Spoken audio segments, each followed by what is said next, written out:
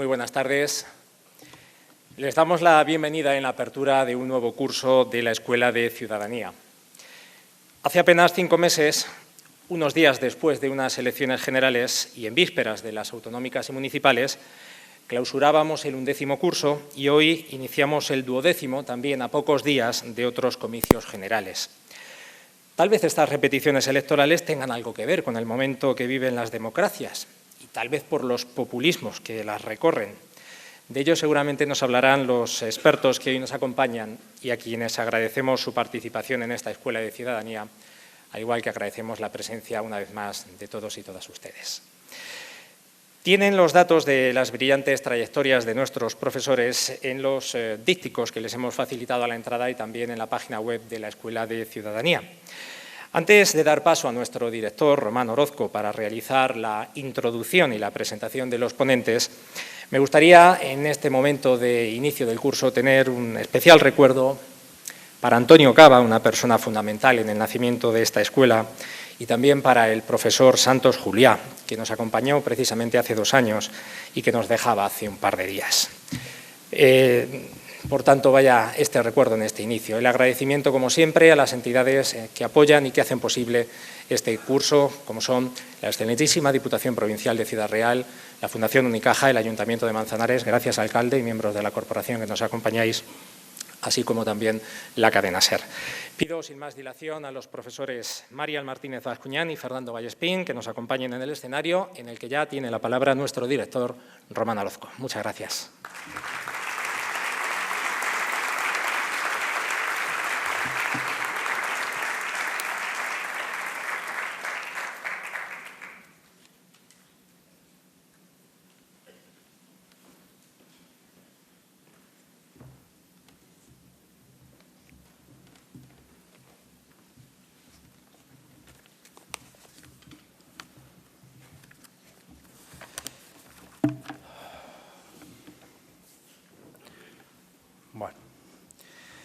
De nuevo, la cuestión catalana. Otra vez, el pleito de Cataluña. 2 maneras de decirlo que vienen de comienzos del siglo XX y que se repiten un siglo después como si se tratara de un maleficio que planea sobre la política española, sin posibilidad de una solución satisfactoria para todos. Una cuestión que no se resuelve ni con porrazos ni con tomas de decisiones que no acepten la vigencia de los acuerdos que hemos tomado entre todos. Buenas noches a todos ustedes, buenas noches a nuestros invitados de esta noche. Y permítanme que recuerde con estas sabias palabras al catedrático de Historia Social y Pensamiento Político que las pronunció en esta misma sala el 10 de noviembre, hará justo ahora 2 años. Se llamaba Santos Juliá y ha fallecido hace 3 días. Era, como se ha escrito en algunos medios, el gran historiador del siglo XX. Del siglo XX español, perdón. Esto del móvil, tíramelo por ahí. Perdonen. Un historiador decía, comillas, que tenía tanta autoritas que te aplastaba. Recordó ayer por la tarde uno de nuestros invitados, Fernando Vallespín, en el espacio que Elvira Lindo tiene en el programa que dirige Carlos Francino en la SER. Por cierto, ambos, Francino y Elvira Lindo, que son también profesores de esta escuela. Descanse en paz, Santo Juliá. Y hoy recibimos a otros 2 profesores de una asignatura parecida a la que impartía Juliá. Son Fernando Vallespín y Marian Martínez Bascuñán, catedrático y profesora de Ciencia Política, respectivamente, en la Universidad Autónoma de Madrid. Les hemos entregado un díptico, como recordaba el presidente de la asociación, en el que pueden leer un perfil más detallado de ambos. Yo solamente le voy a hacer destacar alguna cosa más sobresaliente. El catedrático Vallespín es autor, entre otros muchos, de Historia de Teoría Política, en 6 volúmenes, y más de un centenar de artículos académicos. Ha sido presidente del Centro de Investigaciones Sociológicas, el popular CIS, y colabora en El País y en la cadena SER desde hace tiempo. La profesora Martínez Bascuñán es, además de doctora en Teoría Política, con premio extraordinario para su tesis, es especialista en pensamiento feminista, autora del libro Género, Emancipación y Diferencias, en el que analiza la obra de Iris Marion Young, una de las pensadoras feministas más influyentes del último cuarto de siglo. Es directora en estos momentos también de Opinión del País. Ambos son autores del libro Populismos, un libro que radiografía lo que ellos llaman un espectro que recorre las democracias. Por cierto, el libro lo tienen ustedes a la entrada de esta sala y les recomiendo que lo compren porque es de mucha... van a aprender mucho, como ya he aprendido, porque les va a aclarar muchas de las dudas que todos tenemos sobre qué es el populismo, de derechas o de izquierdas, quiénes son los populistas, quiénes los votan y por qué. Un fenómeno, el populismo, que responde a una crisis de la democracia liberal, dicen los autores, por lo que hay que tomarse en serio el desafío que proponen. Y mucho más cuando al final del libro Vallespín y Bascuñán nos alertan de que estamos ante una gran regresión. ¿Cómo salir de ella? Yo estoy seguro que nuestros invitados responderán a esa pregunta o por lo menos lo intentarán, porque no sé si la respuesta es muy sencilla. Nuestros invitados de hoy son, además de académicos, expertos analistas en la actualidad política, como demuestran en sus artículos o intervenciones en la radio. Por ello, espero que nos interpreten lo que está pasando en este país en las últimas semanas, en las que precisamente algunos populistas han alcanzado un gran protagonismo. Dentro de 2 semanas, por otro lado, habrá nuevas elecciones, como ha recordado Juanjo. Unas elecciones que, en opinión de Vallespín, comillas, no van a mejorar la gobernabilidad del país. Por último, ayer se vivió un día histórico, este sí uno de los de verdad. 44 años después, Franco fue sacado de la Basílica de Cuelgamuros. Y Cataluña anda a porrazos, como señaló aquí Santo Julià, con quien coincide Martínez Bascuñán cuando la profesora de la UAM escribía hace poco hablando de los populistas. Trump, Bolsonaro, Johnson, Torra son ejemplos de lo fácil que es caer en el irracionalismo o nihilismo político. Intentan vivir de la promesa de un mañana mejor, del advenimiento de algún difuso paraíso terrenal. Una nueva Arcadia, en palabras de Santo Julià. Tiene la palabra Vallespín y Martínez Bascuñán.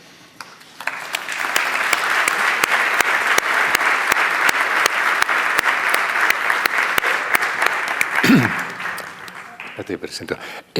Hola, buenas noches. Antes de nada, agradecer muchísimo la invitación. La verdad es que nadie puede decir que no a una invitación de una escuela que se llama Escuela de Ciudadanos, de los ciudadanos de verdad, no del partido Ciudadanos, evidentemente. Y, bueno, el tema es tremendamente complejo, tremendamente extenso. Si ven el libro, es un libro gordo. Lo pueden leer. Nosotros vamos a intentar dar algunas pinceladas. Mariam va a intentar hacer, bueno, pues lo que sería la definición del populismo o los populismos, y entrará también en algunas de las causas que hemos pensado que pueden estar detrás de la reaparición de los populismos, porque el populismo no es una novedad, sino el populismo siempre ha sido una de las enfermedades que ha afectado a los sistemas de las democracias liberales y que realmente fue los que facilitaron la quiebra de las democracias, sobre todo en el periodo de entreguerras. Yo me reservo una parte final para entrar más en detalle en algunas de las causas, que es lo que en el libro llamamos la reestructuración del espacio público, es decir, cómo la forma en la que ha cambiado el sistema de comunicación mediático puede ser el responsable de fenómenos nuevos que todo el mundo conoce, pero que realmente faltan por ser analizados en todas sus dimensiones, como puede ser las noticias falsas, como puede ser eso que se llama posverdad, o como puede ser, en general, todo lo asociado a lo que ahora los politólogos llamamos democracia digital. Mariam, cuando quieras empiezas y luego ya seguiré yo. Gracias. Muchísimas gracias. Bien, bueno, en primer lugar, antes de empezar con esta breve exposición sobre los populismos, me gustaría agradecer la invitación. Se lo comentaba antes a Román, que aunque yo he nacido en en Madrid. He hecho el instituto, los estudios en el instituto en un pueblo, Mota del Cuervo, por tanto me siento de castellano-manchega y la verdad es que es un placer estar aquí y reconocerme en este paisaje de La Mancha. Bien, el motivo por el que se nos ha invitado es hablar sobre el fenómeno del populismo, y yo creo que antes de empezar a hablar sobre este tema es importante reflexionar sobre algo que está pasando en el espacio público, y es cómo solemos vaciar de contenido los conceptos, ¿no? Cómo a base de utilizarlos los acabamos desgastando, y esto es algo que hemos visto también en Cataluña, como a base de repetir constantemente la palabra democracia, la palabra pueblo, pues al final no sabemos realmente a qué nos estamos refiriendo. Y yo creo que con el populismo ha pasado algo parecido, ¿no? Que ha acabado convirtiéndose en un arma arrojadiza de ataque contra cualquier persona que se identifique como enemigo o adversario político, y la idea inicial de escribir un libro sobre populismos era el intentar recuperar ese concepto, como digo, no como un arma arrojadiza, sino como un instrumento para entender, pues, de alguna manera o en la medida de lo posible, los fenómenos que estamos viviendo en la actualidad, que tienen rasgos distintivos en las distintas partes en las que estamos viendo esos brotes, desde las democracias más antiguas del planeta, como pueden ser Gran Bretaña o Estados Unidos, hasta bueno, pues los brotes de populismo que estamos viendo incluso en nuestro país, desde el movimiento independentista hasta bueno, pues lo que está ocurriendo en Brasil con Bolsonaro, lo que ha pasado en Italia con Salvini. Es decir, que cómo de alguna manera intentar desentrañar todos esos fenómenos tan dispersos y que a la vez están esgrimiendo puntos en común, ¿no? Cómo intentar de alguna manera articular un concepto que pueda explicar muchos fenómenos dispersos que a nivel local se van produciendo, pero que explican dinámicas globales. Entonces, cuando tú te acercas desde un punto de vista estrictamente politológico al fenómeno del populismo, es curioso porque la mayoría de la bibliografía que existe sobre esta palabra nos dice que, bueno, en primer lugar, que es un término en disputa. En segundo lugar, que no hay una definición realmente de lo que significa la palabra populismo. Pero sí, a mí nos pareció que había una aproximación especialmente interesante, que es la que daba un politólogo, Müller, que hablaba de esto, ¿no? De lo que es el populismo. Y nos gustó especialmente por su sencillez, ¿no? Porque yo creo que hay que recurrir también en estos momentos a definiciones sencillas que nos ayuden a entender la complejidad del momento. Y este autor decía algo tan sencillo como: populismo es una particular imaginación moralizante de la política.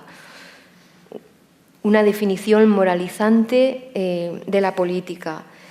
Y él hablaba de esta definición moral de la política basada en una escisión, en un maniqueísmo, que mantiene una división, por un lado, entre nosotros y el ellos, y que hace de esa división, de ese maniqueísmo entre nosotros y ellos, el núcleo central de lo político, ¿no?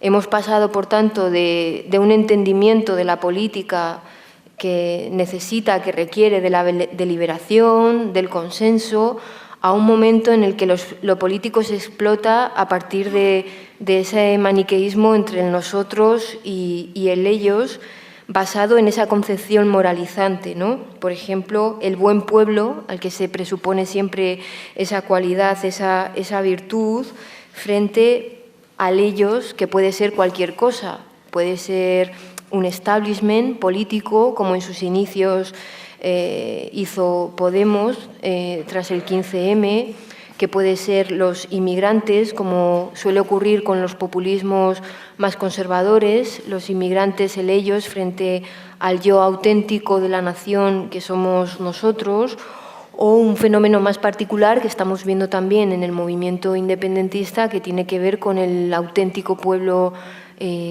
catalán, de lo que representa la nación, el pueblo frente a ellos, que se identifica pues, con un Estado opresor, el Estado central, con Madrid, con las élites de Madrid, etc., ¿no?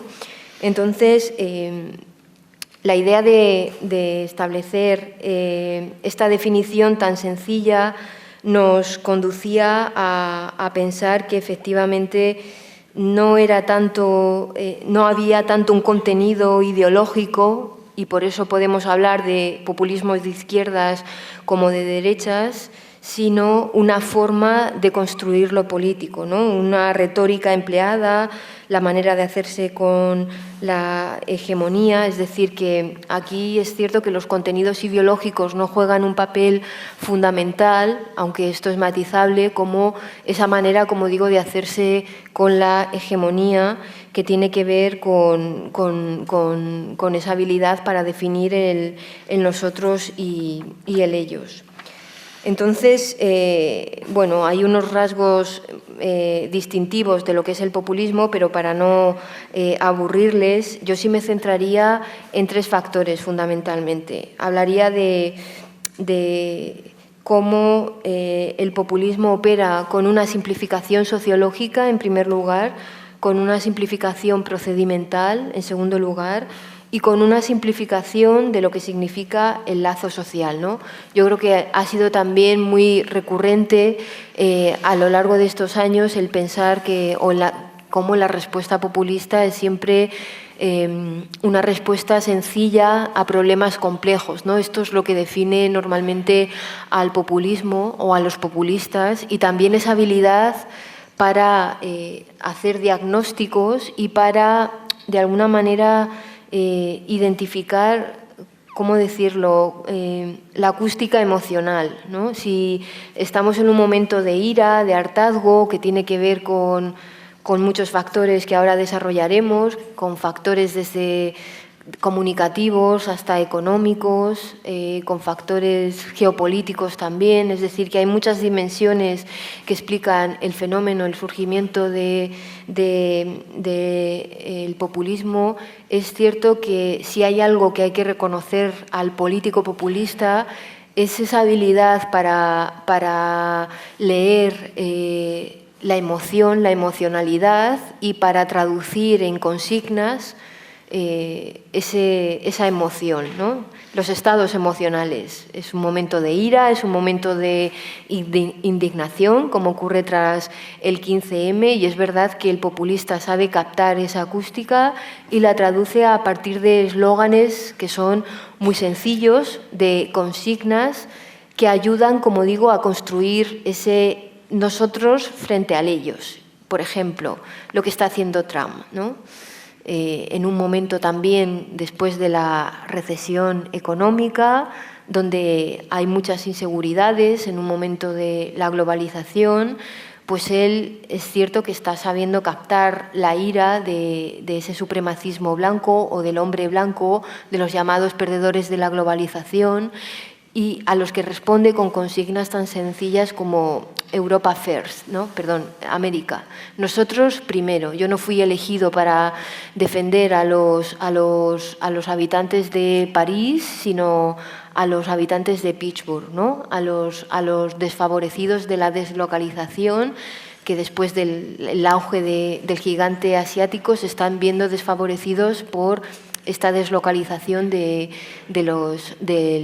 trabajo. Por tanto, American First. Este es el emblema de Trump, que ayuda a construir ese ellos y el nosotros, ¿no? Nosotros frente a cualquiera que esté amenazando esto, ya sea desde el gigante asiático, y por eso está formulando estas guerras comerciales, como dentro de sus propias fronteras, pues los inmigrantes que nos amenazan y, por tanto, hay que construir un muro que nos proteja frente a los enemigos exteriores. Ahí tenemos también el famoso emblema del Brexit, que, como digo, no aporta soluciones, pero sí que recoge esa acústica emocional, ¿no? El take back control again, ¿no? Otra vez tenemos que retomar el control, ese viejo sueño del Imperio Británico frente a todas las amenazas que está sufriendo en estos momentos supuestamente Gran Bretaña, desde las élites de Bruselas y todo lo que esto implica hasta la inmigración, etcétera, etcétera. Fíjense que no se ofrecen soluciones y esto es lo que está demostrando este proceso tan ¿cómo definirlo? El proceso del Brexit. Yo es que se me han acabado los adjetivos. Inacabable proceso. Inacabable proceso del Brexit, porque realmente fue uno de los mayores actos, momentos populistas de nuestra reciente historia, ¿no? El Brexit va a pasar a la historia probablemente como el acontecimiento más disruptivo desde la caída del muro de Berlín, que lejos de reflejar, como me decía recientemente un ciudadano británico, el alma democrática de las élites británicas del momento, que reflejan lo que quiere en ese momento el pueblo, lo que ha reflejado es un impulso populista por ofrecer una solución a un descontento que no estaba siendo canalizado por las instituciones, por la democracia liberal. Y esto enlaza con lo que decíamos anteriormente de que el populismo no es la causa de las patologías que está sufriendo la democracia, sino la consecuencia de esas patologías. Entonces hablaba anteriormente de esas simplificaciones, ¿no? de cómo opera el populismo a partir de estas simplificaciones, de la simplificación sociológica, de entender que hay un sujeto evidente al que llamamos pueblo, que lo definimos por su diferencia con respecto a ellos, que pueden ser las élites, que es la parte mala de la sociedad, que puede ser el establishment político, los intermediarios, los partidos políticos, los medios de comunicación tradicionales. Y esto es una falacia porque el hecho de que pueda existir una élite oligárquica o de que no se esté generando una distribución de la riqueza equitativa no devuelve al pueblo la consideración de un sujeto en sí mismo como una masa unida, como una masa homogénea. Y esto, si no me entienden con este ejemplo, pues probablemente lo podrán entender con lo que está ocurriendo en Cataluña, ¿no? La facilidad que tienen para olvidar a la otra mitad de la población de esta comunidad autónoma, como el pensar que el definir un enemigo puede definirnos también un nosotros como un ente homogéneo, y aquello que no quepa dentro, que no se identifique con ese nosotros, queda expulsado, ¿no? Aquellos que no se entiendan como verdaderos catalanes, como auténticos catalanes, quedan expulsados de ese demos, ¿no?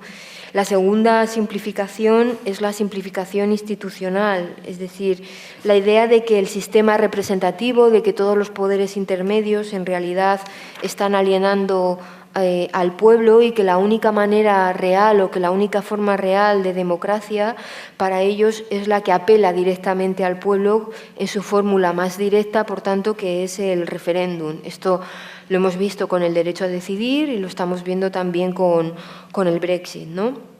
Cómo bajo esta simplificación se encuentra el rechazo a los poderes intermedios, a la dimensión representativa de la democracia y al modelo liberal entendido como una unión de esas tres dimensiones, la dimensión representativa, la deliberativa y la participativa. Y donde además hay otra falacia que es, yo creo, más peligrosa, y es entender que lo contrario de la representación es la participación. Y esto no es así. En democracia, lo contrario a la representación es la no representación, es decir, es la crisis de la representación. Es decir, es la ausencia de la representación misma, es decir, cuando sentimos que nuestra voz no está siendo canalizada a partir de esos poderes intermedios. Pero en lugar de dar solución a esto, a esa crisis de representación, lo que hemos hecho es ir por el cauce, por el atajo más sencillo, que es entender que no puede existir representación, que toda representación es una falacia, ¿no? Y yo creo que esto lo estamos viendo también con el fenómeno de los chalecos amarillos, ¿no? Que es un movimiento probablemente el más nihilista de los que estamos viendo actualmente, que entienden toda representación como una traición, no dan tregua a interlocutores, no quieren interlocutores para negociar, no quieren representación, no se sienten representados por ninguna de las instancias políticas, ¿no? Y eso es, de alguna manera, la destrucción de la democracia liberal tal y como la veníamos entendiendo hasta ahora. Y la última de las simplificaciones tiene que ver con el entendimiento de lo que significa el lazo social, ¿no? Que aquello que construye el lazo social no es, como veníamos entendiendo hasta ahora, pues la protección y la distribución mediada a través de una solidaridad, sino que aquello que está construyendo el lazo social se está esgrimiendo a partir de la explotación de las identidades. Lo que prima es la identidad, el nacionalismo, frente a una idea basada en la necesidad de distribución, de solidaridad de los ciudadanos. Esto sería un poco una definición muy sencilla de lo que es el populismo. En cuanto a las causas, y el profesor Vallespín lo desarrollará mucho mejor que yo, pues yo creo que es un fenómeno tan complejo como para no poder abordarlo desde una sola perspectiva, ¿no? En nuestro libro intentamos dar una explicación económica que tenía que ver sobre todo con esta crisis, con la caída de Lehman Brothers, de cómo a partir de ese momento en los países que gozan de una menor protección social aparece un populismo de izquierdas, como podría ser los casos de de Grecia y de España. Y en los países donde sí hay una mayor protección social, pues se explota la parte más nativista de este populismo, ¿no? De entender que el enemigo son los inmigrantes que vienen a amenazar nuestra forma de vida. Y luego hay una explicación que a mí me parecía especialmente interesante, que es la que ha esgrimido Branko Milanovic en sus estudios sobre el populismo, donde él habla de la clase media, ¿no? De cómo estamos vaciando las clases medias en Europa y desde un paradigma muy marxista de cómo al final el vaciamiento de nuestras clases medias tiene una repercusión profunda sobre las instituciones, es decir, que al final la base material acaba impactando en nuestra forma de organización política. Y él, con la famosa curva del elefante, explica cómo frente a las clases medias de Asia que se están disparando y que acaban destruyendo pues, esa alianza virtuosa entre democracia, crecimiento y derechos fundamentales, aparece de repente un modelo que lo está dislocando todo, que es el modelo totalitarista de China, ¿no? Donde es posible que con un totalitarismo desarrollista las clases medias crezcan muchísimo más que las clases medias de Occidente, que, como digo, están siendo vaciadas, y cuáles son las implicaciones que esto tiene para nuestra autocomprensión desde Europa, ¿no? Cómo, de alguna manera, Occidente se está viendo amenazado por esa emergencia del dragón asiático, no solamente desde el punto de vista económico, sino desde el punto de vista de su identidad, de aquello que tenía que exportarse al resto del mundo, que era la democracia, y cómo todo esto está siendo contestado por el gigante asiático. Esto a muy grandes rasgos es lo que se intenta explicar en el libro, pero probablemente el profesor Vallespín lo va a explicar muchísimo mejor que yo. No, yo lo que quería era, lo he dicho antes, ¿no? Es enfocar el análisis sobre lo que consideramos que es central para el populismo. El populismo no se entiende si no es como una retórica, es decir, el populismo es un estilo de hacer política.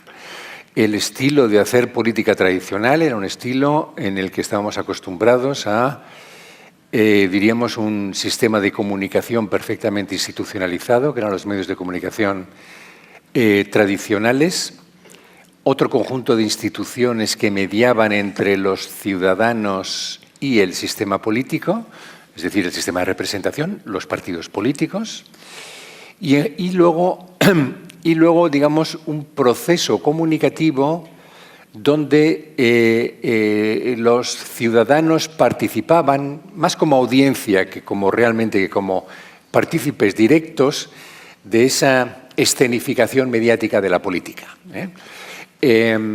Funcionó más o menos bien hasta que llegó un momento en el cual, y eso me parece que es tremendamente relevante, llegó un momento en el cual comenzaron a perder su autoridad las instituciones mediadoras, es decir, los partidos y los medios de comunicación de masa. Ahora veremos por qué. Y nos dimos cuenta de que la política, lejos de ser algo de lo que nosotros participamos, se convirtió en algo ajeno, lejano, algo que estaba en manos de una élite cada vez más tecnocrática, tecnificada, que podían ser las élites europeas, pero también nuestras propias élites, que lo que hacían era adoptar decisiones aplicando la mayoría de las veces el conocimiento experto. Antes se dijo que yo había sido presidente del CIS durante 4 años, así fue, y en el CIS hacíamos siempre una pregunta que supongo que se seguirá haciendo, cuando se preguntaba al encuestado: ¿entiende usted la mayoría de las cuestiones que tienen que ver con decisiones políticas? Bueno, la mayoría de los ciudadanos decían no. Es decir, la política se percibía como algo lejano, algo técnico, tecnificado, algo que ignoraba realmente nuestras preocupaciones. Claro, el problema, por tanto, es un problema de comunicación entre el sistema político y sus supuestos beneficiarios, primer punto. El segundo punto es que comenzamos a carecer de mediadores en el espacio público, o lo que es lo mismo, los encargados de reflejarnos la realidad, o sea, lo que es el caso, que eran los medios de comunicación tradicionales, empezaron a competir crecientemente con páginas web, redes sociales, es decir, con todo lo que tiene que ver con la explosión de lo digital. Ahí es donde entramos desde lo que podíamos decir que un espacio público organizado a través de actores, bueno, que habían sido ya, que por supuesto evolucionaban, pero que habían sido testados, ¿no?, dentro de un mundo relativamente conocido, hemos pasado a un mundo mucho más desconocido y sobre todo un mundo mucho más descontrolado. Y aquí me gustaría establecer algunas distinciones que me parece que son absolutamente fundamentales. Y voy a tratar de hacerlo simplificando algo que es muy complejo, pero voy a poner el énfasis en lo que creo que es lo más relevante. Vamos a ver, primer punto. Se ha desbancado ya a la inmensa mayoría de los intermediarios tradicionales, entendiendo por tales los partidos políticos y los medios de comunicación de masas. Es decir, hay una crisis de representación de la realidad apoyada sobre fundamentos dotados de autoridad, y hay una crisis de representación política en el sentido de que el ciudadano ya, ha dejado de confiar en esos intermediarios que veníamos normalmente identificando con los partidos políticos. ¿Por qué?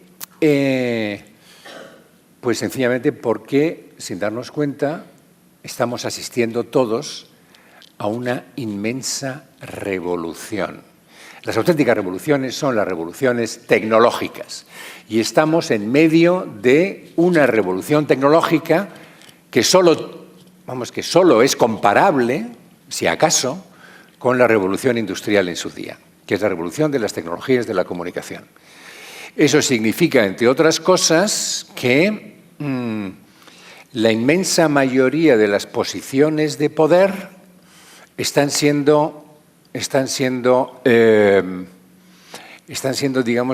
perdiendo su autoridad porque, ya no pueden recurrir a la fuente que les dotaba de la misma. Me explico. A mí cada 2 por 3, y esto es nuevo, hay algún alumno que me corrige en clase. Es decir, ellos toman apuntes, como saben, en sus ordenadores portátiles. Y dicen, profesor, no, esto que usted ha dicho, no, mire, aquí en Wikipedia dice que esto es de otra manera, no sé qué, me llama la atención. Claro, a partir de ese momento yo me quedo desnudo, ¿no? En un sentido metafórico, evidentemente, ¿no? ¿Por qué? Pues porque lo que sustentaba mi autoridad estaba apoyado en la idea de que yo poseía un conocimiento que solo yo podía transmitir. Y de repente los alumnos se dan cuenta que ellos pueden acceder por sí mismos, incorporándose a la red, a ese tipo de conocimiento, con lo cual una posición de autoridad como es el profesor pierde pie. Todos mis amigos médicos me dicen que tienen que negociar los diagnósticos con el paciente, porque los diagnósticos llegan a las consultas habiendo consultado ya en Internet cuáles son los efectos secundarios del medicamento que le habían recomendado, o que si su grano tiene este color o este otro, y que han visto las fotos, ¿no?, en la red, y que usted, mire usted, no tiene razón. El médico está desnudo. Los medios de comunicación, o sea, es decir, el diario El País o la SER, puede estar retransmitiendo desde Vía Layetana y decir, aquí no hay ningún disturbio esta noche, y de repente se recibe un tuit de alguien que hace una foto en la Vía Layetana en ese momento y se ve a manifestantes atacando a la policía. Ahí es el periódico el que se queda, o la cadena de radio la que se queda desnuda. No sé si me hago entender. Lo que les quiero transmitir es que esas posiciones que habían obtenido una posición de autoridad, la pierden sencillamente porque estas nuevas tecnologías permiten acceder autónomamente a cada sujeto a una realidad que hasta entonces había sido filtrada, había sido gestionada a través de todo un conjunto de instituciones. Vamos a ver, con los medios de comunicación yo creo que es facilísimo de verlo. Es decir, los medios de comunicación tenían el monopolio a la hora de definir qué es la realidad, qué es lo que acontece. Es decir, no había más realidad que aquella que aparecía en los medios. Ahora hay tantas realidades cuantas sean capaces de incorporarse a las redes sociales o a las páginas web. Con lo cual nadie tiene ya el monopolio de la verdad. ¿Pero qué ocurre cuando nadie tiene el monopolio de la verdad? Pues lo que ocurre cuando nadie tiene el monopolio de la verdad, cuando hay tal cantidad de oferta de información, lo que ocurre es que ya no hay filtros. Claro, los medios de comunicación tradicionales, sobre todo la prensa seria, lo que hacía era filtrarnos la realidad jerarquizando lo que era importante y lo que lo era menos, filtrando lo que había sido comprobado respecto de lo que no había sido comprobado, es decir, lo que podíamos afirmar como hecho, no como una ficción. Y ahora nos encontramos, sin embargo, con que estamos confrontados todo el día a descripciones de la realidad, a la presentación de hechos que se afirman, que se comunican, que se transmiten en tiempo real durante las 24 horas del día, sin que exista ninguna instancia que tenga la capacidad para colocar cada cosa en su lugar. Y ustedes dirán, bueno, ¿esto qué tiene que ver con el populismo? ¿No?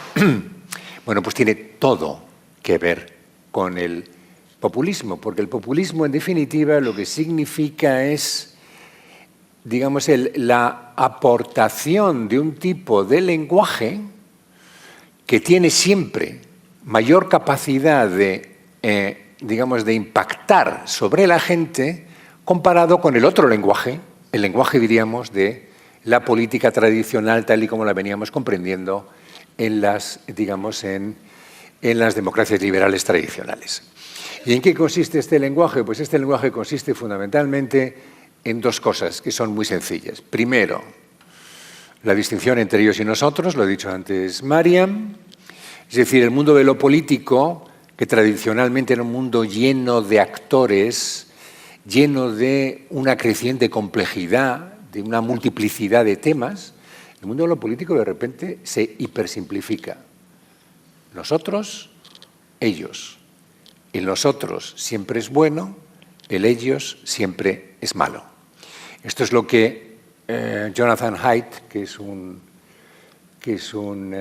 psicólogo cognitivo, ha llamado la moral tribal, es decir, que lo que viene a sostener es una idea que vemos todos los días en los tweets o que vemos todos los días en los procesos de comunicación a los que estamos sujetos a través de las redes sociales, que es cómo hemos superpuesto el código de la moral, bueno o malo, lo hemos superpuesto a otro código que es fundamentalmente político, nosotros ellos, o lo que es lo mismo. Lo nuestro es lo bueno, lo de los otros es lo malo. La policía es la mala en Cataluña para el independentismo, los buenos son los violentos, y a la inversa. Desde nuestra perspectiva, los buenos son la policía, los malos son los violentos. Claro, es perfecto, es hipersimple. ¿Y por qué necesitamos esta simplificación? Esta sería otra de las preguntas. ¿Por qué necesitamos que nos filtren a través de estas simplificaciones? Pues muy sencillo. Primero porque no podemos abarcar la inmensa realidad del mundo que nos rodea. Hay un problema que me parece que es muy propio de nuestro tiempo y es el que vivimos en una pura economía de la atención. Me explico. Cada vez estamos sujetos a una mayor oferta de informaciones cuando nuestra capacidad para la atención es limitada. Es decir, bajo condiciones de una capacidad para la atención limitada, que es la que todos tenemos, hay una competencia fiera por parte de quienes quieren impactar sobre nosotros para ver cómo pueden formularlo de la manera más eficaz. ¿Cómo se hace? Por las dos vías que funcionan. Siempre es, primero, cuanto más escandalosa es la información, cuanta más crispación, cuanto más conflicto seamos capaces de reflejar, tanto mejor. La gente prefiere ver una tertulia televisiva donde están pegándose literalmente las dos partes en un debate, que en una tertulia donde las dos partes están introduciendo argumentaciones racionales. Eso acaba siendo, entre comillas, aburrido. Con lo cual se busca la tertulia donde realmente haya un poco de sangre por medio. Algunos colegas míos que han ido a tertulias, no digo en qué medio, y de vez en cuando pues les llega, cuando llega la publicidad, les dicen, oye, chicos, aquí, pegaros un poquito, que esto está muy poco, esto está muy tranquilito, o sea, que ese es el tema. Bueno, por tanto, hay que buscar ese impacto. Para buscar ese impacto, yo creo que lo vemos siempre, lo que mejor vende es la corrupción, lo que mejor vende son las descripciones negativas, lo que mejor vende son quizá esas visiones un tanto pesimistas de lo que acontece en nuestro derredor. Y el segundo punto, lo que siempre funciona, es la apelación a los sentimientos.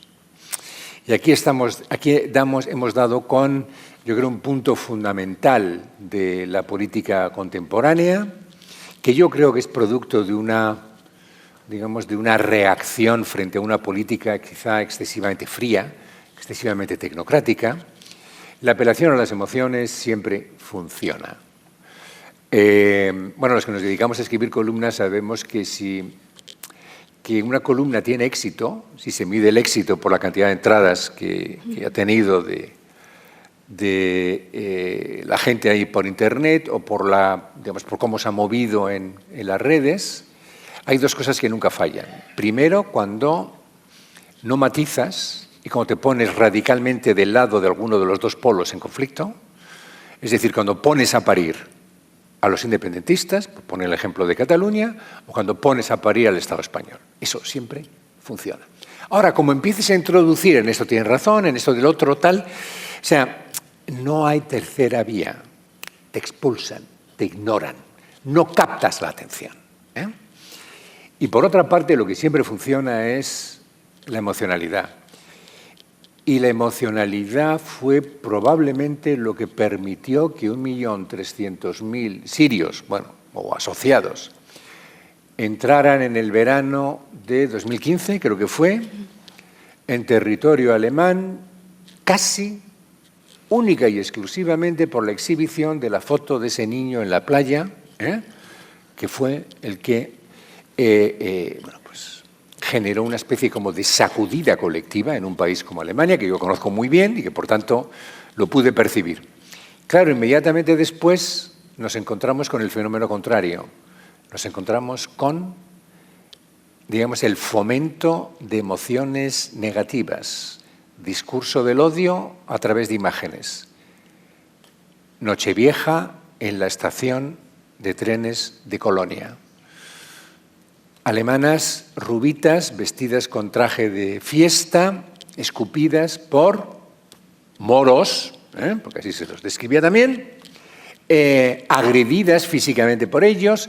Es decir, no hay una percepción del problema en términos, diríamos, de discusión racional, sino aquello a lo que se nos presenta es una visión completamente diferente que consiste fundamentalmente en excitar nuestras pasiones. ¿Qué hace el populista? Pues el populista lo que hace es literalmente eso. Primero, divide el campo político en dos, nosotros, ellos, eso siempre funciona. Yo recuerdo a Susana Díaz, que es más que populista, es populachera. Yo creo que hay una diferencia.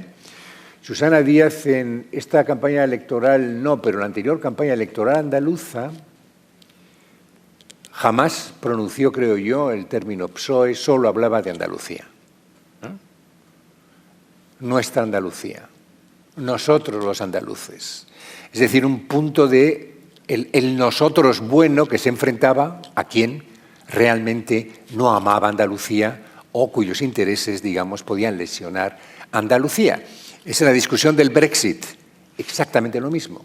La discusión electoral en Estados Unidos, donde hablaba de nuestros intereses. Lo de Estados Unidos, lo que ha hecho tradicionalmente las presidencias americanas es ocuparse del mundo y no ocuparse del nosotros. Bueno, pues ese es el discurso populista, pero incorporando ese otro elemento absolutamente fundamental, que es el elemento de la emocionalidad. Y aquí me permitirán que introduzca otra vuelta de tuerca, porque me parece que esto es muy relevante, y es que las emociones se manipulan, eso lo sabemos todos. Pero estamos ahora en un momento histórico muy concreto donde las emociones pueden manipularse incluso por máquinas. Es decir, la inteligencia artificial y la robotización se están poniendo al servicio de muchas de estas nuevas causas políticas. Entonces, en función de cómo se va percibiendo la reacción al instante que se va teniendo en diferentes, digamos, por parte de diferentes usuarios de la red respecto de una discusión pública que igual estamos viendo a través de televisión, se movilizan automáticamente determinados bots, que así es como se llaman técnicamente, que nos van lanzando tweets, donde lo que van haciendo es, digamos, cargarnos de razón, entre comillas, ¿no?, para sostener lo que, digamos, la propia red intuye que es nuestra posición para ir recargándola. Es decir, que si tenemos ya una predisposición a no ser favorable a los inmigrantes, de lo que se trata es de ir polarizándonos. Y eso, desde luego, se puede conseguir perfectamente a través de la introducción de este nuevo tipo de tecnologías. Claro, piense que lo que estoy diciendo es tremendamente serio, ¿eh? Porque lo que estoy viniendo a decir es que la política hoy ya no está en manos de esos mediadores tradicionales, sino que está en manos fundamentalmente de un instrumento tecnológico, como puede ser creo que es el digital, que en un principio nosotros habíamos pensado que puede facilitar enormemente la participación política, las actividades ciudadanas, y desde luego que lo puede hacer, no quiero negar esto, pero que hoy por hoy se está utilizando también para saber exactamente cómo puede extraerse algún tipo de beneficio político derivado del conocimiento de nuestra huella en la red, ¿eh? O sea, que esto que se llama el Big Data, es decir, esto que sabemos que ya es algo que beneficia a los grandes poderes económicos. Si yo les digo que si mañana ustedes, yo no sé si aquí aquí no tienen un Zara, pero es probable que haya un Zara en Ciudad Real, no sé. Si ustedes de repente hay un grupo aquí que empieza a poner en Google faldas verdes, no les quepa la más mínima duda que pasado mañana hay 3, 4, 5 modelos distintos de faldas verdes en el Zara o en el H&M más próximo. O sea, esto funciona así. Bueno, pues hagan la comparación respecto de los posicionamientos políticos, ¿eh? Entonces, la comparación es muy sencilla. Es decir, que de la misma manera en que sabemos cuáles son las preferencias o cuáles son, en cierto modo, las inclinaciones de determinados sectores de la población, de lo que se trata fundamentalmente es de repercutir sobre esos sectores para reafirmarles en esas posiciones porque pensamos que pueden sernos políticamente relevantes. Entonces, claro, ¿qué es lo fascinante del populismo? Porque el populismo es chabacano. El populismo es simplificador, se ha dicho. El populismo es demagógico, ¿eh? ¿Por qué se sigue a los populistas? Pues se sigue a los populistas sencillamente porque tienen una estrategia de comunicación que lo que hace es aprovecharse de nuestros temores, aprovecharse de nuestros prejuicios, aprovecharse de nuestro resentimiento, ¿eh? Porque hay sectores sociales profundamente resentidos, porque son aquellos, tú lo has hablado antes, de las clases medias que se ven desclasadas, que se ven proletarizadas, que se dan cuenta que de repente ya no pueden aspirar a lo que tradicionalmente aspiraban. Entonces, bueno, ese tipo de resentimiento que comienza a aparecer pues, se atrapa con una red a través de discursos perfectamente programados y, por supuesto, a través de noticias falsas que sirven para cohesionar, digamos, la imagen negativa de aquellos a los que calificamos como adversarios. O sea, por ejemplo, el Estado español, ¿no?, desde la perspectiva de los independentistas en Cataluña, tiene que presentarse siempre como un Estado autoritario y si no es autoritario, pues nos lo inventamos. Inventamos noticias que encajen perfectamente con eso y luego, sobre todo, y este es el núcleo de la idea de posverdad, que consiste fundamentalmente en presentar la realidad de tal forma que acabamos identificando lo verdadero con lo que nos llega, con lo que nosotros sentimos. Por tanto, verdadero es aquello que nosotros sentimos, no lo que es el hecho. Les pongo un ejemplo. En un debate político que tuvo lugar antes de las últimas elecciones en los Estados Unidos, Donald Trump, uno de los, Newt Gingrich, que es uno de los líderes del republicanismo americano más conservador, estaba en un coloquio televisivo y el presentador le dice, bueno, ustedes están diciendo que la mayoría de, digamos que durante el periodo de Obama han crecido los delitos. Aquí tenemos la curva y, como se puede ver, los delitos han caído sistemáticamente a lo largo de todos los años en que ha estado de presidente Obama. Y dice, no, espere, no. Esos son datos, pero eso no es lo que siente el pueblo americano.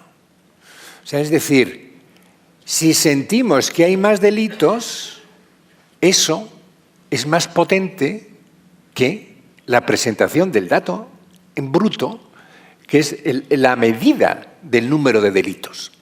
O sea, que de lo que se trata fundamentalmente es de que percibamos la realidad a partir de las emociones, no que las percibamos a partir, diríamos, de un análisis racional frío. Claro, ¿cómo puede? Esta sería, bueno, y con esto si podemos entrar en el debate, sí, por ir un poco cerrando. ¿Cómo podemos contrarrestar este tipo de discursos? Porque estamos viendo que son prácticamente imbatibles. Pues es muy difícil. Es muy difícil porque ese adjetivo liberal que siempre asociábamos a democracia consiste exactamente en todo lo contrario que yo he venido describiendo aquí. Es decir, liberal lo que significa es que no hay un nosotros y un ellos, sino que hay una pluralidad de visiones del mundo. Hay todo un conjunto de intereses cuya característica fundamental es que son plurales, que son diversos y que no son nada fáciles de reconciliar. Y que, por tanto, no podemos permitir que una mayoría se imponga sobre los demás por el mero hecho de ser mayoría. Por eso de lo que se trata es de evitar que el poder, a pesar de estar sustentado sobre un voto mayoritario, pueda convertirse en hegemónico. Y de lo que se trata es de controlar el poder. Esa es la obsesión del liberalismo. Somos libres en la medida en que controlamos a quien puede restringir nuestra libertad.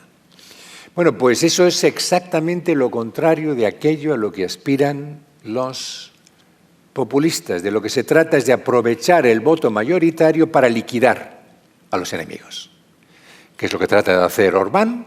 Por eso quiere eliminar la independencia del sistema judicial, porque es el único mecanismo que le impide poder hacer todo lo que quiere, por ejemplo, en políticas de segregación respecto de los gitanos en Hungría o de otros grupos minoritarios. El liberalismo también lo que ofrece, diríamos, es la imposibilidad de definir un único discurso o una única versión de la realidad como auténticamente verdadera, sino que, bueno, la sujetamos a una serie de procedimientos. Es decir, será lo más próximo a la verdad aquello que ha sido capaz de pasar un proceso deliberativo, ¿no?, que es el que acaba conduciendo después, si no a la verdad, sí por lo menos a un conjunto de conclusiones sustentadas sobre razones. O sea, si vamos viendo cada uno de los elementos del populismo y los confrontamos a la democracia liberal, nos damos cuenta que es exactamente su contrario. Con lo cual, la conclusión a la que podemos llegar es una conclusión, bueno, que no es nada optimista, y es que el problema de otorgar mayorías a partidos populistas es que la gran amenaza que sean capaces de poder eliminar aquellos mecanismos de control que ofrecen las democracias liberales, con lo cual eso lo que favorecería de facto es el salto desde un sistema democrático a un sistema autoritario. Lo hemos visto en América Latina, empezando por Chávez y por todos los demás, que nada más llegar al poder tratan de seducir al pueblo e inmediatamente organizan, antes de que se le pase la popularidad, organizan un referéndum para poder cambiar la Constitución y ser reelegidos. O sea, es decir, que todos son estrategias para no perder el poder. Hoy el gran problema que tienen las democracias no es solamente el populismo, eso también quiero decirlo aquí, sino que es el propio envejecimiento de un sistema de representación que tiene innumerables lagunas, lo podemos discutir luego en el coloquio. Pero hoy yo creo que el problema que a mí más me preocupa personalmente tiene mucho que ver con lo tecnológico, a lo que he aludido antes, que es que ya no sabemos quién nos controla. Es decir, bajo los esquemas de las instituciones tradicionales sabíamos quién ejercía el poder y cómo podíamos controlarles. Ahora no lo sabemos. O sea, ahora no sabemos quién hace uso de los datos que nosotros vamos a cada vez que utilizamos la vía digital no sabemos quién recoge esa información y qué uso les acaba dando después. Ya hemos visto que una de las grandes amenazas para la limpieza de las campañas electorales son los propios hackers rusos. Pero los hackers rusos son uno de tantos actores que se meten en ese mundo y que alteran los resultados. No sabemos quiénes son los otros, que también están presentes, cómo utilizan nuestra información y cómo realmente están alimentando poderes en los que ya no podemos confiar. Un último punto sobre el populismo y un último punto de inquietud. El populismo no se explica sin la globalización. La globalización es lo que ha provocado las migraciones son las que han provocado los temores en determinadas poblaciones de que se pierda la homogeneidad étnica, etcétera, que es lo que está detrás, sobre todo, de los nacionalpopulismos de derechas en Europa. La globalización ha provocado una distinción entre los perdedores y ganadores, estos procesos. Los perdedores son precisamente quienes tienden a votar a los gobiernos populistas, y la globalización es la que está provocando una reacción que se plasma fundamentalmente en ese discurso populista de retorno al Estado, de retorno a las fronteras, de retorno a las raíces de la cohesión étnica, ¿no? Es decir, el populismo es un mecanismo que repudia la globalización. O sea, que en vez de decir, bueno, ¿cómo conseguimos humanizar más la globalización? Digamos, su respuesta es fuera. Globalización, volvamos otra vez a los controles. Bueno, el Brexit, en cierto modo, es eso. ¿Qué es eso de tener que negociar con Europa lo que vayamos a hacer o dejar de hacer como británicos? Eso lo decidimos exclusivamente nosotros. Es lo que dice Le Pen. Aquí no entra nadie hasta que no haya ningún francés que no tenga empleo. Es decir, que esté... hasta que no haya, digamos, franceses sin empleo. O sea que es un proceso que lo que hace es negar aquello que había comenzado a transformar nuestro mundo social, económico y político. O sea, por tanto, en cierto modo es un movimiento de reacción frente a digamos, un nuevo mundo hipertecnológico, sin fronteras, hipercomunicado, y yo creo que está condenado a perecer al final, porque, lógicamente, bueno, yo creo que el progreso va por otra vía. Pero, entre tanto, el daño que puede hacer puede ser terrorífico. Recordemos que los fascismos fueron también movimientos de rechazo a la industrialización, la aparición de la sociedad de masas, la manipulación de esas masas por parte de nuevos líderes. O sea, todo eso nos suena bastante a aquello que está aconteciendo hoy. Bueno, lo dejo aquí porque podemos seguir indefinidamente. Muchas gracias.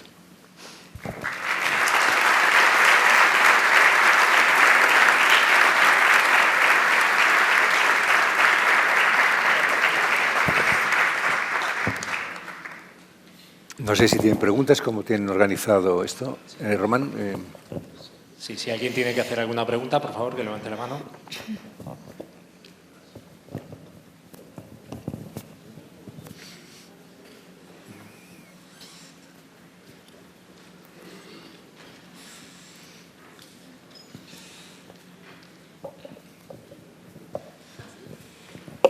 Hola, buenas noches. Muchas gracias por estar aquí hoy en la Escuela de Ciudadanía. A mí, desde luego, me ha aclarado bastantes cosas sobre el populismo. Y le quería hacer una pregunta sobre el populismo catalán. ¿Cómo desactivar este populismo, dado que controlan todos los elementos de comunicación, ya sean universidades, colegios, medios económicos, por supuesto televisiones y periódicos, prensa escrita y toda? ¿Cómo poder desactivar este populismo? Y una segunda pregunta dirigida al catedrático. Fue responsable del CIS. ¿Realmente hay cocina en el CIS o no hay cocina? Unos dicen que hay mucha, otros dicen que solo ensaladas. No sé realmente qué hay. Muchas gracias. Una pregunta te la dejo a ti, luego comento la decís. ¿Cómo desactivar el populismo catalán? Tú también tienes que contestar a la primera pregunta. Sí. Bueno, es una pregunta realmente complicada. Yo creo que en estos momentos lo más importante de todo es desinflamar. O sea, el reconocer que es un problema de allí, en primer lugar, y eso tienen que reconocerlo ellos. Es decir, que hay una mitad que no está siendo reconocida frente a otra que se piensa como encarnación de un pueblo. Yo creo que eso hay que hacerlo en primer lugar, es decir, dialoguen, pero dialoguen primero entre ustedes y resuelvan ustedes sus problemas dentro de la sociedad civil, dentro de los partidos políticos. Ahora mismo el partido que tiene una mayoría en Cataluña es Ciudadanos y, sin embargo, todo parece indicar que por la amplificación, efectivamente, que tiene el independentismo, parece todo lo contrario, es decir, que la mayoría social es la independentista porque tiene ese monopolio sobre los medios de comunicación y un discurso hegemónico. Por tanto, en primer lugar, resuelvan ustedes esa situación y, en segundo lugar, yo creo que es obvio que es un problema que ha afectado al resto del Estado español y, por tanto, ahí, aparte de desinflamar, yo creo que hay un trabajo también muy importante de parte nuestra, si queremos utilizar esa terminología, que es el reconocimiento de un hecho diferencial y cómo encauzamos ese hecho diferencial. Yo creo que hay una propuesta, hay varias propuestas, hay que dar una salida política. La sentencia del Procés ha sido una especie de catarsis que ha puesto de manifiesto que no se puede judicializar un proceso, al mismo tiempo que ha sido el triunfo de un Estado de Derecho, y hay que reconocerlo como tal, porque los hechos que se estaban juzgando eran realmente preocupantes y habían sido dramáticos y, por tanto, y delictivos, y por tanto necesitaban de ese proceso judicial, pero al mismo tiempo hay que dar también una respuesta política. Y yo creo que aquí yo en estos momentos, hoy por hoy, soy un poco pesimista en relación a esa respuesta política, porque creo que lo primero para hacer o para articular una respuesta política es un consenso dentro de lo que hemos venido denominando las fuerzas constitucionalistas, ¿no? Si no hay un consenso en las fuerzas constitucionalistas, ni siquiera para allanar o para desinflamar un problema de orden público como el que hemos visto los últimos días, difícilmente podemos encontrar esa respuesta política para realmente buscar una solución. Yo creo que la respuesta que en estos momentos la mayoría de las fuerzas políticas y también del resto de la población española debería hacerse es muy sencilla, y es: ¿queremos que Cataluña siga siendo parte de España, sí o no? Y esta pregunta nos la podemos hacer todo el mundo. ¿Queremos sí o no? Si es que no, pues adelante. Si es que sí, ¿cuál es la solución? ¿Y qué estamos dispuestos también a reconocer? ¿Qué parte estamos dispuestos también a ceder para que Cataluña siga siendo parte del Estado español? Y a partir de ahí articular esa respuesta política. Algunos partidos la han esgrimido en forma de referéndum, ¿no? Es como el caso de Podemos. Yo creo que después de las enseñanzas del Brexit podemos llegar a la conclusión de que la salida brexitera no es la más conveniente, porque tiende a formular en términos maniqueos un problema político que no puede tener respuesta en esos términos de dentro o fuera. Es decir, esto es mucho más complejo que esto, y que un referéndum implica una fractura social, como estamos viendo también en el caso del Brexit, incluso dinamitar un sistema de partidos, como también estamos viendo en Gran Bretaña. Por tanto, ¿es posible una votación? Bueno, ¿pero sobre qué? hay que formular un nuevo estatut, hay que, por tanto, vía estatut,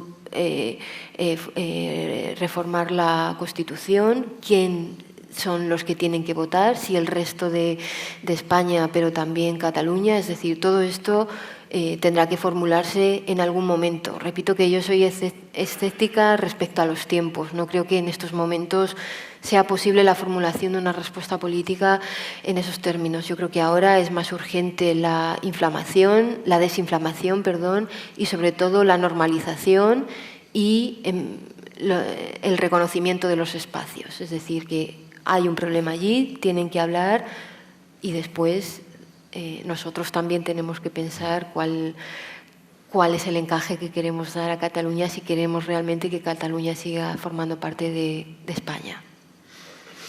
Bueno, lo del CIS y la cocina, no forma parte realmente del tema de hoy, pero vamos a ver, cualquier experto le dirá que una encuesta sin cocina no sirve de nada. ¿Por qué no sirve de nada? Pues sencillamente porque la muestra puede estar distorsionada. O sea, imaginemos que hacemos una encuesta y a quienes encuestamos, o sea, a quienes entrevistamos, son fundamentalmente exvotantes socialistas. Entonces, ¿de qué nos sirve lo que nos diga que van a votar? Estará distorsionado por esa desproporción de socialistas dentro de la muestra. Pero es que en todas las encuestas hay gente que no nos dice lo que quiere votar. Y por tanto pero sabemos que van a votar, y por tanto tenemos que atribuirles un voto, tenemos que adivinarlo. Y entonces pues hay una serie de estrategias, que es eso que se llama cocina, una serie de ingredientes que metemos en los datos y que nos permiten al final formular lo que es la hipótesis final, que es la predicción de la encuesta, ¿no? Por tanto, una encuesta en bruto, que es lo que hace ahora Tezanos la mayoría de las veces, lo que aplica es el resultado de la intención directa, más la simpatía que se demuestra a cada partido, pues nos dice poco si la muestra no está bien cohesionada. O sea, que, por ejemplo, en la última había una distorsión favorable al PSOE que perjudicaba fundamentalmente al Ciudadanos y al PP, ¿no? Por el recuerdo de votos, simplemente. Es decir, había menos gente que recordaba haber votado al PP que la que, de hecho, porcentualmente le votó. Mucha más gente que recordaba haber votado al PSOE de la que realmente había votado. Bueno, la cocina lo que permite es equilibrar esto. Por tanto, siempre hay que coger los datos y reorganizarlos. Por tanto, el problema no es la cocina, sino el problema es la cocina interesada. Es decir, que convertir lo que es una tarea estrictamente técnica en una tarea finalista. Es decir, utilizar esta técnica para favorecer a tu cliente. Si tu cliente es un medio de derecha, si tú quieres quedar bien con ese medio, pues haces una cocina donde te salga mejor parado el resultado del PP o de Ciudadanos, o a la inversa, ¿no? El del PSOE, en el caso de que tu cliente sea lo que pide. O sea, y esto se hace, estas cosas se hacen. Pero bueno, yo creo que las casas de encuestas juegan en cada publicación, se juegan su prestigio, y de su prestigio depende sus ingresos, ¿no? Y por tanto son los primeros interesados en hacerlo bien. Lo que pasa es que muchas veces pues, se hacen encuestas con muestras muy pequeñas, entonces pues claro, pues la capacidad predictiva que tienen, el índice de error es superior a aquellas instituciones como el CIS, donde las muestras son muy amplias. El problema del CIS es que, por un lado, tiene las mejores muestras, las más amplias, y en teoría debería tener mayor capacidad de acierto, pero como se trata de encuestas...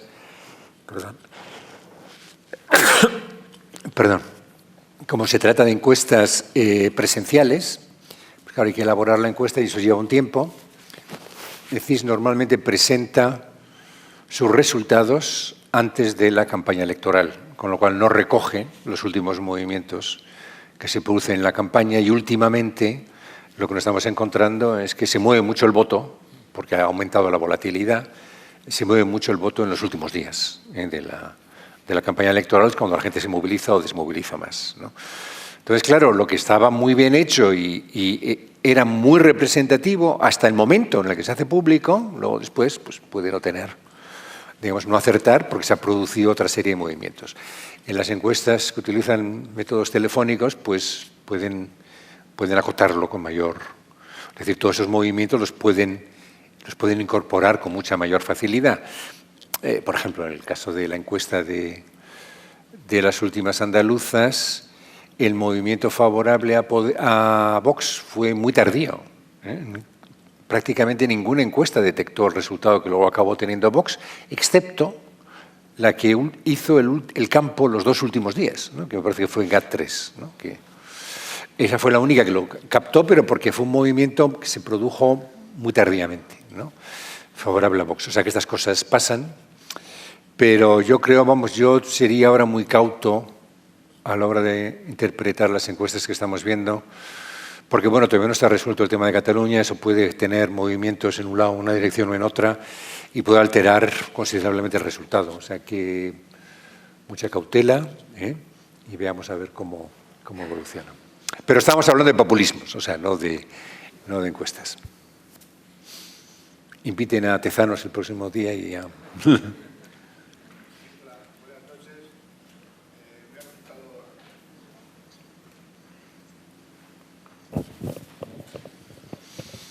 Sí, buenas noches.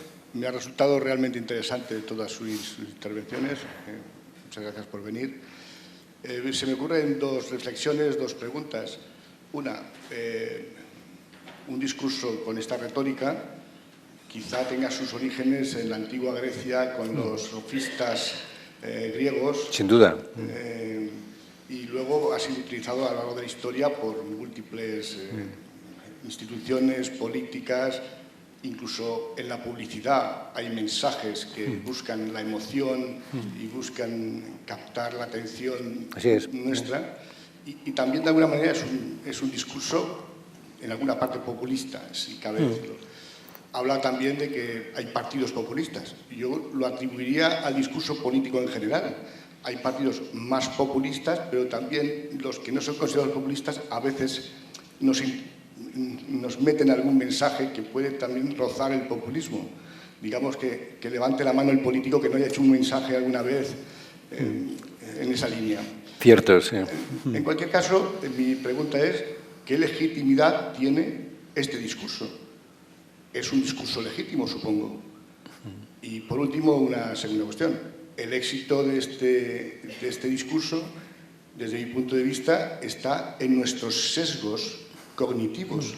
Sí. Las emociones entre ellas, pero cualquier otro sesgo cognitivo es lo que nos condiciona a percibir los mensajes tal como se nos hacen llegar. Por tanto, difícil solución tiene si nuestro ser, nuestra forma de ser, es el fondo del problema.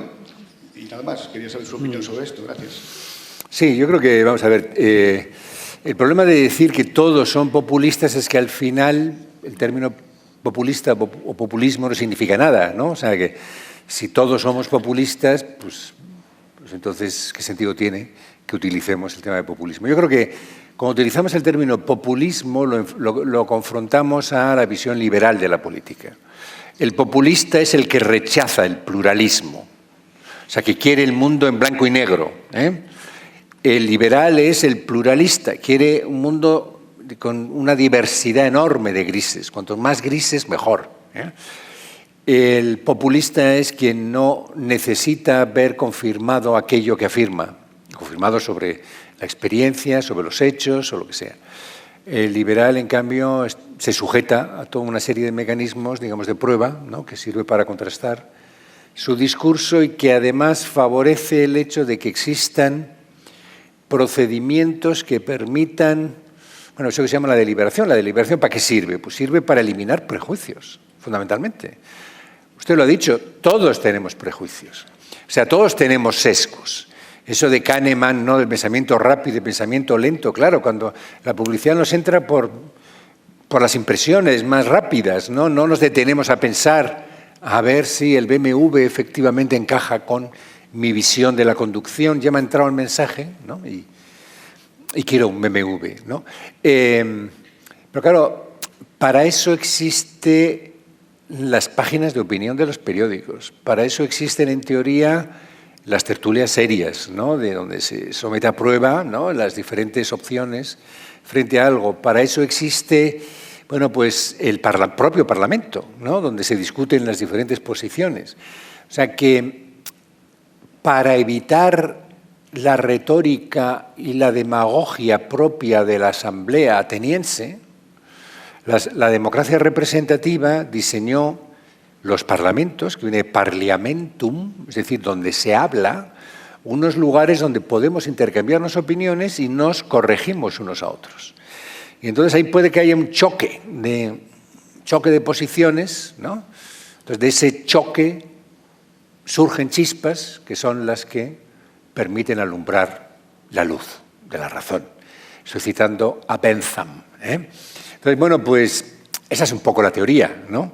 A la hora de la verdad, pues lo que vemos en el Parlamento es que cada uno se queda con su cosa, ¿no? Y lo que trata es de convencer no al otro que está sentado en la otra parte de la bancada, ¿no?, sino al otro que está al otro lado del televisor, o sea, quien quiere llegar realmente, ¿no? Con lo cual, pues es un falso debate. Todos lo sabemos que son debates falsos y que están debatiendo con los espectadores, ¿no? Entonces, claro, esto, lo que ocurre es que yo creo que sí habíamos conseguido un nivel de deliberación, yo creo que bastante decente, en la mayoría de las democracias, y un poco la urgencia de los problemas, la crisis económica, muchas de las razones que presentó María me ha hecho que recurramos a una visión mucho más primaria de la política, ¿no? O sea, queremos resolver, ¿no?, problemas y resolverlos de la manera más contundente posible, ¿no? Que no entren inmigrantes. Bueno, vamos a ver, igual es que los necesitamos. Debatámoslo. No, cerramos las fronteras, ¿eh? Pongamos un muro, ¿no? O sea, eso es en lo que estamos.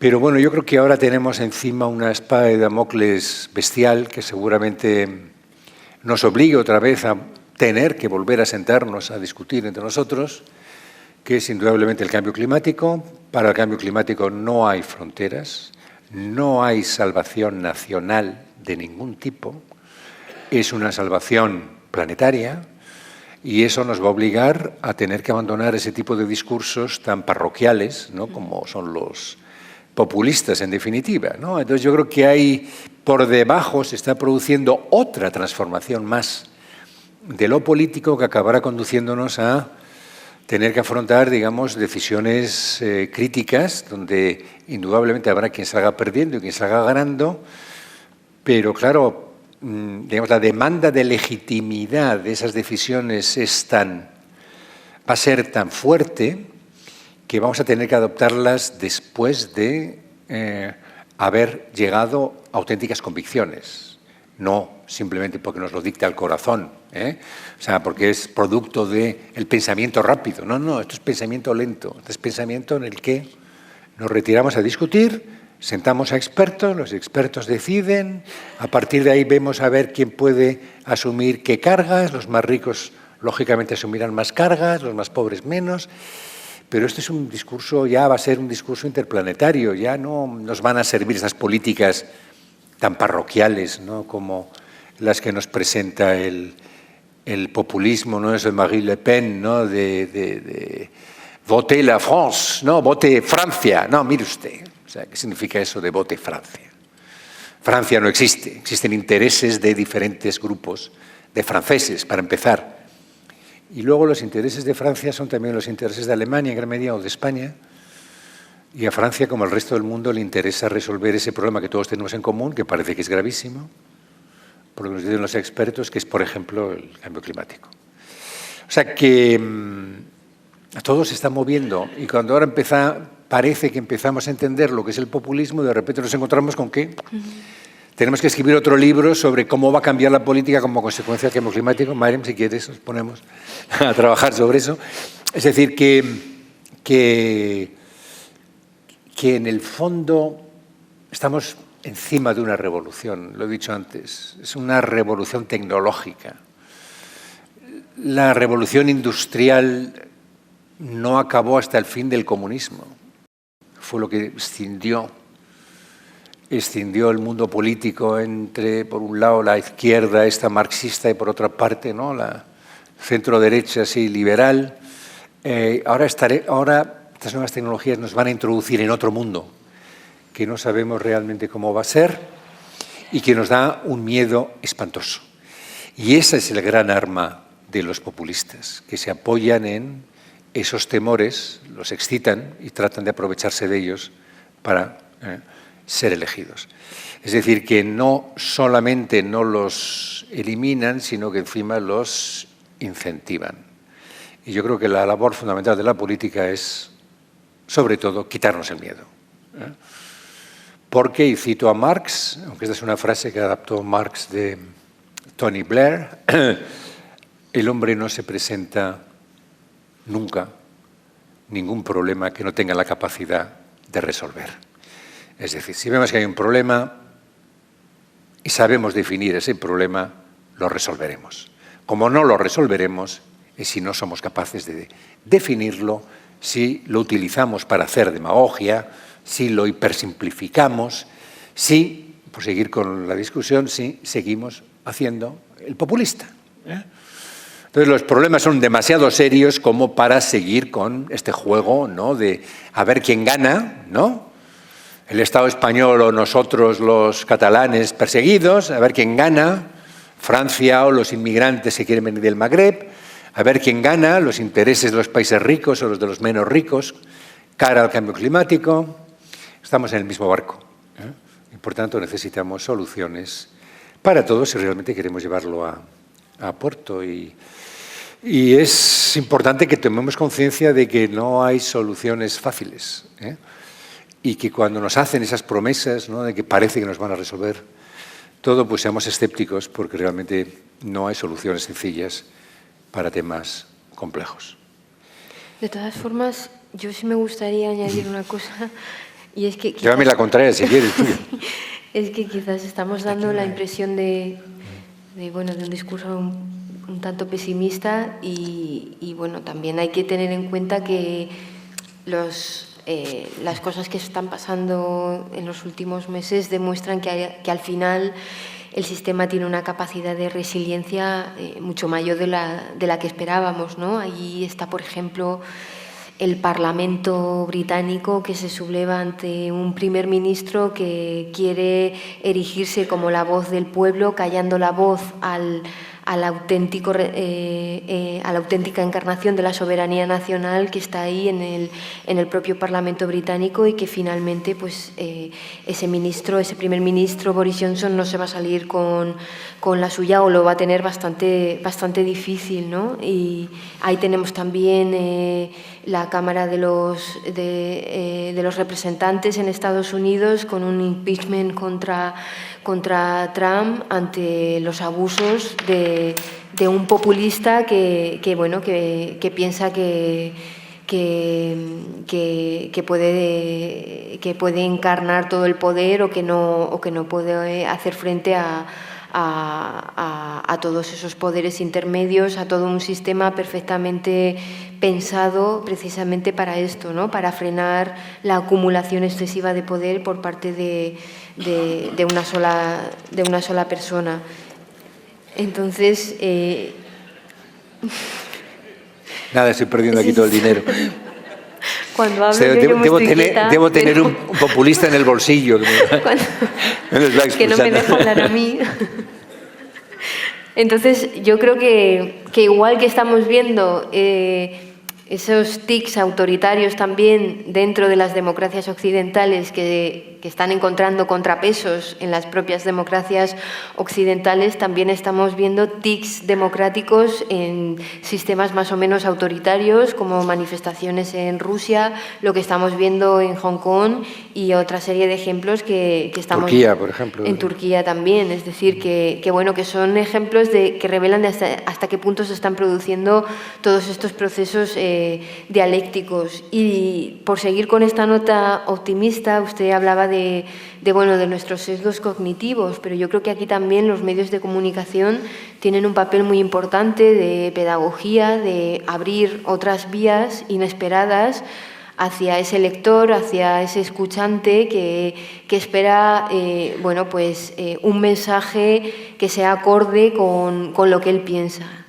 Yo creo que es verdad que las redes digitales han provocado la compartimentalización de la información a la carta, de que solo nos relacionemos con aquellos que piensan como nosotros, pero esto abre una oportunidad muy interesante para los medios de comunicación tradicionales, que es el de no solamente ofrecer una información de calidad, sino hacer esa pedagogía con la sorpresa, es decir, de encontrarte una tribuna de opinión inesperada que abre una vía distinta del razonamiento, de la lógica de pensamiento que la gente que está habituada a leer, por ejemplo, el diario El País, suele leer. Y yo, desde mi experiencia en la dirección de opinión del País, puedo decir que este tipo de tribunas tienen una acogida muy positiva. Es decir, que cuando de repente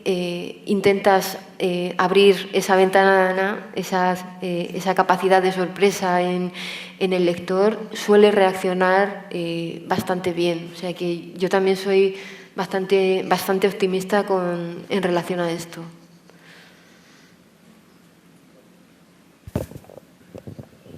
Buenas noches. Esto no sé si funciona así. Buenas noches. A mí me surge una duda que en un momento determinado puede llegar a situaciones catastróficas. Recordando un poco la historia, tanto el nazismo como el fascismo surgieron en unas sociedades necesitadas. No había clase media, había clase pobre y clase rica, y esto originó que surgieran los líderes que ya conocemos. Entonces mi pregunta es, ¿no estaremos asistiendo a una regresión auténtica respecto a los populismos que actúan precisamente en una sociedad, en general en el mundo, que las clases medias están desapareciendo? No hay nada más que ver, pues, en Sudamérica, incluso en sociedades más desarrolladas, como pueden ser los turcos o como pueden ser cualquier otra parte del mundo, y no estaremos asistiendo a esa regresión, y no nos hemos dado cuenta de que quizá sería la economía la que podría realmente solucionar ese problema. Es mi pregunta. Bueno, vamos a ver. Normalmente las grandes crisis políticas se producen no porque exista mayor o menor necesidad económica, sino porque se frustren expectativas de futuro, ¿no? O sea, la Revolución Francesa fue impulsada fundamentalmente por esos sectores sociales que tenían una serie de expectativas que no se vieron satisfechas, ¿no? Y así podemos ir persiguiéndolo todo, ¿no? Lo vimos en las revoluciones ahí en el mundo árabe, la primavera árabe famosa, etc. Eran sectores juveniles que habían tenido unas expectativas que se vieron frustradas. El 15M, en gran medida también, responde a la misma situación. Bueno, vamos a ver, lo de los años 20 y 30, lo que tenemos que decir es que efectivamente eran sociedades infinitamente más pobres, pero eran sociedades también infinitamente más jóvenes. Los jóvenes son más proclives a caer en la violencia que los más mayores, por razones obvias. O sea, yo no estoy para partirme la cara en la calle, ¿no? Pero cuando tenía 20 años igual no me hubiera importado, ¿no? Por defender mis ideales. Y ahora además tenemos las redes, ¿no? Donde antes para manifestarte tenías que utilizar, pues eso, los puños y las pistolas que decían los falangistas o los fascistas, ¿no? Ahora ya, pues bueno, lo puedes sublimar insultando a tu adversario a través de las redes, pero sobre todo, vamos a ver, somos infinitamente más ricos de lo que jamás llegaron a imaginar que pudiéramos serlo en los años 30 y en los años 20. Lo que sí es cierto es que hay un sector social que ha visto frustradas sus expectativas de ascenso o de promoción social. Y eso se ha producido sobre todo en el sur de Europa, y menos en los países centrales europeos, porque tienen un mejor sistema de protección social. Es lo que ha pasado, lo que está pasando ahora en América Latina, y esto obedece fundamentalmente, y otra vez nos topamos con el resentimiento. Claro, la emoción que genera esta frustración se traduce en resentimiento, y el resentimiento diríamos que es una emoción que es la que mejor controlan los liderazgos populistas. Es decir, es lo de provocar, ¿no? el buscar un chivo expiatorio. Los nazis lo encontraron en los judíos y ahora el chivo expiatorio son los inmigrantes, o el judío expiatorio el chivo expiatorio es el Estado español. Pero hoy es más difícil. Es más difícil. Funciona muy bien porque tiene nuevos mecanismos de comunicación, pero es mucho más difícil porque en el fondo somos profundamente conservadores. Es decir, lo que nos da miedo nos da miedo el futuro. Por tanto, no queremos arriesgar. Somos sociedades que tienen muchísimo que perder. Muchísimo que perder. Yo creo que este es el problema fundamental de las sociedades occidentales, que son conscientes de que que están empezando a perder ya la competencia con las nuevas potencias asiáticas, y empiezan a ponerse nerviosas porque se dan cuenta de que en el futuro igual no pueden seguir financiando estos estados de bienestar tan generosos, por lo menos en el centro Europa y en el norte Europa. O sea que es un tema difícil, complejo, pero le doy la razón en el sentido de que los factores económicos son claves siempre, en todo análisis. Lo que ocurre es que en el populismo no son solo las cuestiones económicas. El país que votó con un porcentaje más elevado a un candidato populista fue Austria. Un 42% sacó en la segunda vuelta el candidato a la presidencia del Partido Nacional Populista Austriaco. Austria tiene un 4% de paro. Austria tiene una renta per cápita considerablemente superior a la de la República Federal Alemana, es decir, está en el nivel de Dinamarca, los más ricos.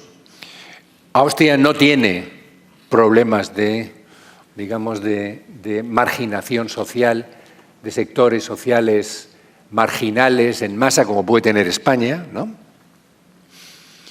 O Grecia, o Portugal, países, digamos así, del sur de Europa. Entonces, ¿cómo se explica ese voto? Pues ese voto se explica por una única razón, que es racismo, es antiinmigración, es la percepción de que tu país ya te está dejando de pertenecer, que cada vez hay más extraños, y eso te pone muy nervioso. Y el ser humano es un ser muy de control, ¿no? de control de territorio. Y esto es quizá lo que explique de una manera más sencilla lo que está ocurriendo en Austria, por ejemplo, ¿no?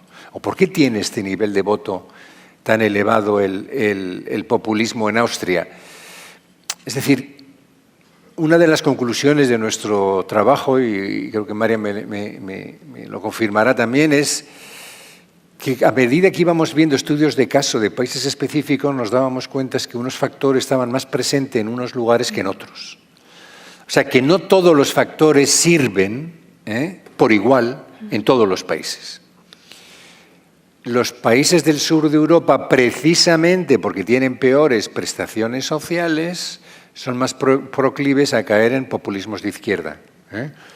Los países del norte de Europa, precisamente porque son más proclives a tener un mayor porcentaje de inmigración, sobre todo además de origen fundamentalmente islámico, son más proclives a caer en manos de partidos nacionalpopulistas de derechas. Y así sucesivamente. Y el caso de Estados Unidos también tiene sus peculiaridades, ¿no? Y si vamos a Brasil, también encontramos peculiaridades, ¿no? Que explican el voto a Bolsonaro. Todos los populismos tienen un aire de familia. Todos tienen la misma forma de retórica, esa performance se da en todos los lugares. Pero lo que ocasiona su éxito o fracaso relativo, es muy contingente y es muy dependiente de tradiciones políticas de unos u otros países, de los desafíos a los que se tiene que enfrentar, de la situación económica, incluso digamos, de la propia ubicación geográfica, o de la historia, ¿no? Por ejemplo, el populismo en los países de Europa del Este se explica fundamentalmente porque son países relativamente recientes que nunca pudieron disfrutar de una soberanía plena, porque poco después de ser independientes les invadieron los nazis, después el Ejército Rojo, después resulta que por fin son independientes y ¡pum!, se tienen que someter a las directrices de la Unión Europea. Entonces, claro, el discurso nacionalista que presenta gente como Orbán o el partido PiS, que se llama así, polaco, encuentra el terreno muy abonado, porque son, digamos, hay esa especie como de anhelo, ¿no?, de una nación que se vio imposibilitada de desarrollarse. Claro, un país como Francia no tenía ese problema. O sea, Holanda tampoco tiene ese problema, ni siquiera Alemania, ni siquiera España, ni Portugal. Es un problema muy típico del este de Europa, con lo cual ya vemos que el fenómeno es muy complejo y no podemos simplificarlo en exceso, porque claro, si la mayor crítica que hacemos al populismo es precisamente que simplifiquen problemas complejos, lo que no podemos caer es también en una presentación simplista del populismo, sino sacar a la luz toda la complejidad que contiene también cada uno de los elementos o sus manifestaciones en los distintos países europeos. Pero en todos ellos influyen las redes sociales, las nuevas formas de comunicación. En todos ellos influyen, digamos, las características propias de una sociedad globalizada. En todos ellos influye el fenómeno de las migraciones. En todos ellos influye, digamos, el temor hacia el futuro. O sea, que hay una serie de factores que son comunes, solo que están más o menos presentes en función de esas características que he ido señalando hace un momento. No sé si...